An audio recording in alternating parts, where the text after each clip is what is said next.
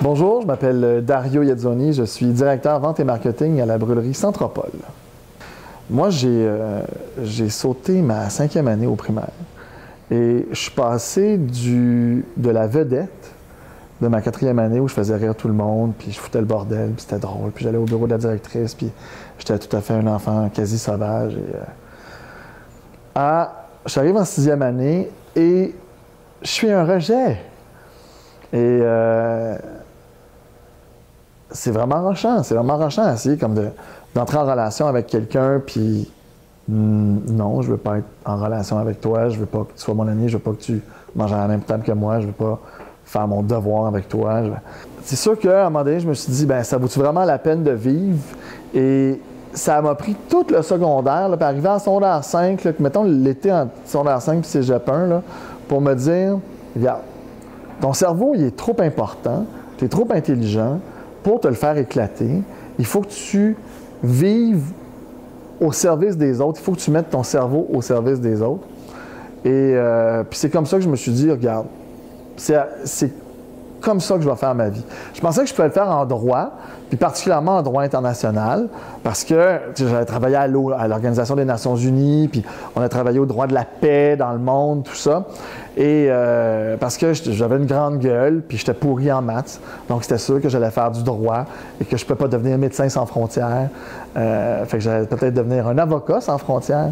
Avec le droit international, j'ai réalisé que vraiment c'était l'économie qui mène le monde, qui est la priorité. C'est pas c'est pas 100 000 réfugiés sur la frontière de la Syrie puis de la Turquie. C'est pas 5 000 femmes qui se font violer par jour au Congo. C'est pas des dizaines de familles dont leur logis est déplacé à cause du développement minier au sud-est du Pérou. Ce qui compte vraiment, c'est la possibilité pour les grandes entreprises multinationales de continuer à faire des profits pour leurs actionnaires. Quand j'ai compris que c'était l'économie qui mène le monde et que le droit international économique était donc à la solde de ces grandes puissances internationales économiques, bien, je me suis dit, bien, si c'est l'économie qui mène le monde, bien, moi, je vais changer l'économie. Et je suis parti de la pratique du droit parce que j'étais déjà avocat, je pouvais recevoir des clients, aller à la cour, plaider. Je suis allé faire ma maîtrise en administration des affaires. Je suis rentré à l'école des hautes études commerciales avec l'idée de je vais apprendre comment fonctionne le système pour mieux pouvoir le détruire. C'était vraiment... oui, c'est très, très anarchiste et anticapitaliste. Je suis sorti de la maîtrise avec une légère évolution, dire que c'est pas mal de faire de l'argent, c'est comment tu le fais, puis qu'est-ce que tu fais avec. Le comment, c'est le processus, donc comment tu vas arriver à faire de l'argent, et la finalité, le qu'est-ce que tu vas faire avec. Donc, pour moi, quand j'entends parler de commerce équitable la première fois, puis ça, c'est quelque part, j'avais 28 ans, c'était en 2000, ce que je vois, c'est wow! Je veux dire, là, il y a des fermiers qui veulent avoir un meilleur prix, il faut que ça se rende dans le Nord, il faut que ça soit transformé. Il y a toute une chaîne d'intermédiaires, mais on peut faire en sorte que tout ce commerce-là, tout ce capitalisme-là, parce que ça prend des capitaux, il faut acheter des machines, il faut engager des gens, il faut convaincre des clients. Donc, il y a tout un processus d'affaires, de business. Il y a de la logistique, de l'inventaire, de la comptabilité, du marketing.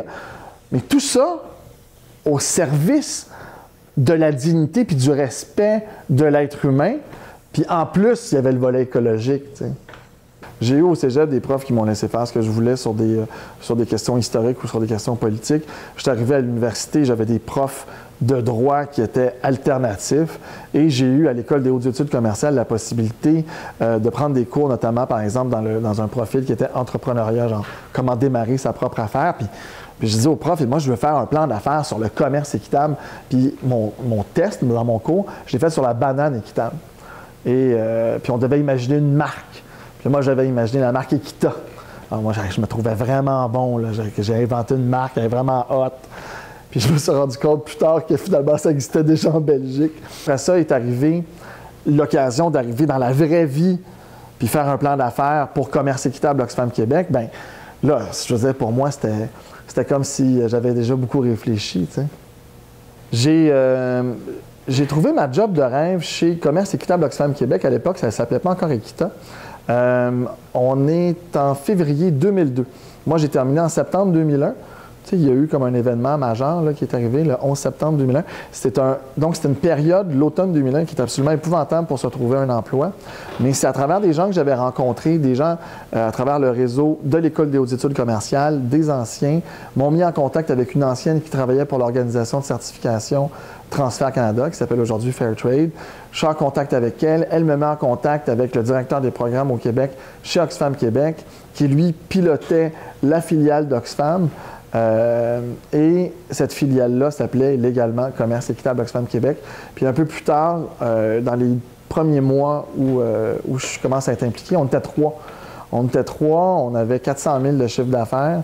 Je me suis dit tout de suite, ça prend d'autres choses. Ça prend du chocolat. Et avec le chocolat, on a dit, mais il ne faudrait pas s'appeler Oxfam. Il faut se trouver d'autres choses. Il faut que le geste de commerce équitable ne soit pas perçu comme étant un geste de charité. Donc, tu sais, je vais faire un don parce qu'ils font pitié, ces petits noirs-là. Le commerce équitable, c'est pas de la charité. C'est un geste de justice, c'est un geste de respect. Fait que c'est pour ça qu'on a voulu avoir une marque qui soit associée à ce geste de justice et de respect. Puis on a développé le nom Equita quelque part autour d'octobre 2002. Pourquoi moi je crois au commerce équitable?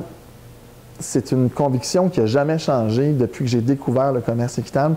C'est qu'on est capable, nous, dans le Nord, comme individus, de faire des choix de consommation qui ont un impact positif sur la vie de personnes qui sont à des milliers de kilomètres de chez nous.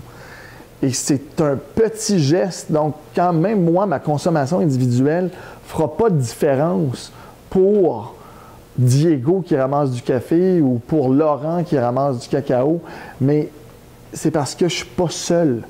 Et c'est cette idée de mouvement, d'être capable de penser en dehors de notre propre personne, puis se dire, il y a d'autres mondes qui font comme moi, puis le petit geste qui est accessible pour moi, bien, je suis capable de poser une pierre dans un édifice beaucoup plus large. Puis je trouve ça simple.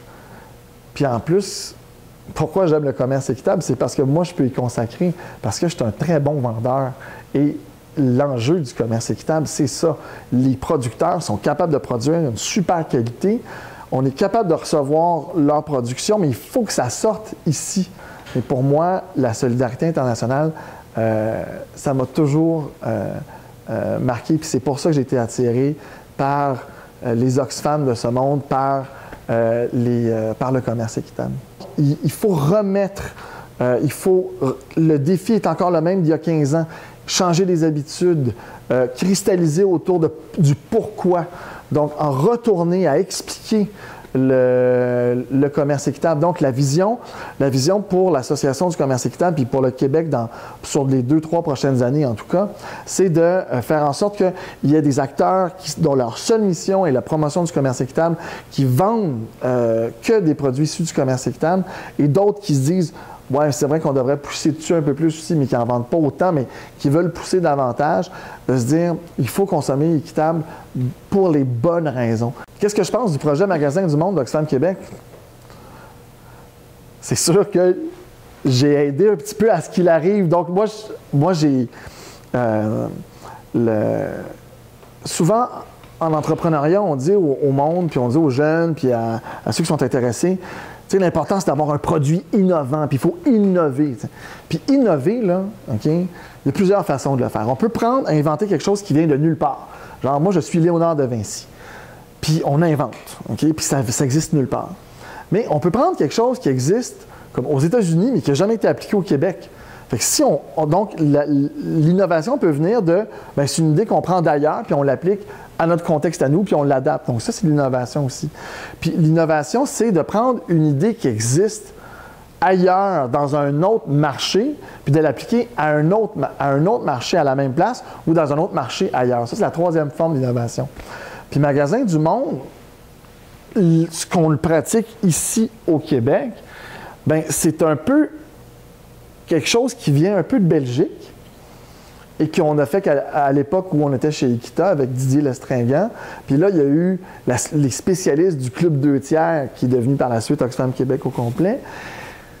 Et le projet Magasin du Monde, c'est extraordinaire parce que c'est dans les écoles, au lieu d'avoir des projets genre jeunes entrepreneurs, moi je l'ai fait, jeunes entrepreneurs en secondaire 5, on avait fait des coussins protecteurs de talons, puis c'était méga dole. Puis là, on vend des affaires, puis on change le monde. Qu'est-ce que tu veux de plus cool que ça? En plus, tu apprends à gérer en coopérative. Il y a tout le volet économie sociale. On a des expériences concrètes d'expériences de gestion, de gouvernance en conseil d'administration, de gestion de la logistique, de la comptabilité. Sérieux, là, de la comptabilité, c'est dole. Mais quand on fait de la comptabilité pour un but, c'est cool. Quand je fais des stats pour... Hey, moi, quand je touche les toilettes ici, c'est cool parce que ça a un but. Fait que de la même façon que moi, je trippe à vendre une livre de café parce que je sais que ça change le monde, en tout cas, ça l'aide un petit peu. Bien, de la même façon, dans un magasin du monde, on y a accès, puis on y a accès jeune. C'est vraiment, wow, là, moi, j'aurais aimé ça que ça existe. Fait que pour moi, le magasin du monde aussi, c'est quelque chose qui donne la possibilité à des personnes qui, comme moi, étaient révoltées, de dire, regarde, on peut canaliser notre rébellion dans d'autres choses que de pitcher des roches au capitalisme. On peut transformer le capitalisme.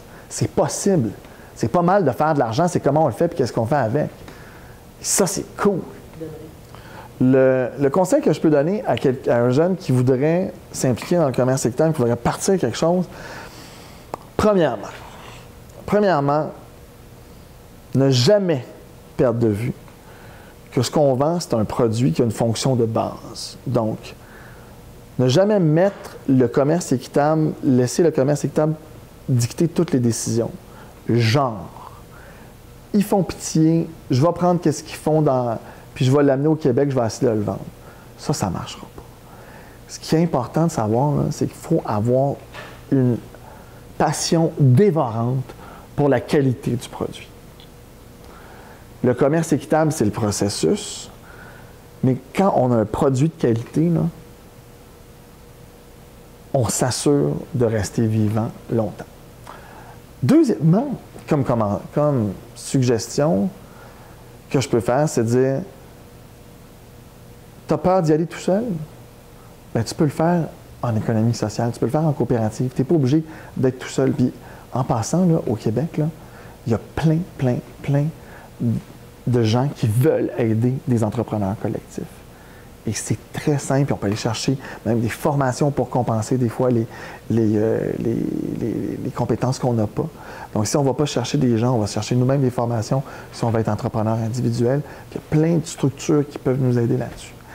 Troisièmement, de ne pas avoir peur d'innover, de ne pas attendre l'idée de « Ah, est-ce que je vais me faire frapper par la foudre de la nouveauté? » Et non, j'allais expliquer, on peut innover en prenant une idée puis de l'appliquer d'un autre pays. On peut se dire, hey, moi, je veux de la guarana équitable, je vais développer ça au Québec. Puis, ou moi, je vais prendre quelque chose qui marche bien dans les entreprises de services, puis je vais l'amener ici, ou j'ai vu ça dans les métiers d'art équitable, je vais l'appliquer à la bouffe, ou inversement. Donc, on peut innover, de ne pas avoir peur. Fonce, là, regarde, je veux dire, on a une vie à vivre, puis il faut commencer à changer le monde tout de suite. Nous, on est des moustiques qui tapent sur une écorce, là, de cet arbre bien enraciné du capitalisme tout croche. Alors, plus on est, meilleur ça va aller, mais il ne faut pas penser qu'on va changer le monde de notre vivant. Ça va prendre du temps. En terminant, si je peux ajouter quelque chose, parce que moi, je suis un vendeur et je vais m'adresser à des jeunes qui sont des vendeuses et des vendeurs. Moi, je me suis fait dire quelque chose une fois.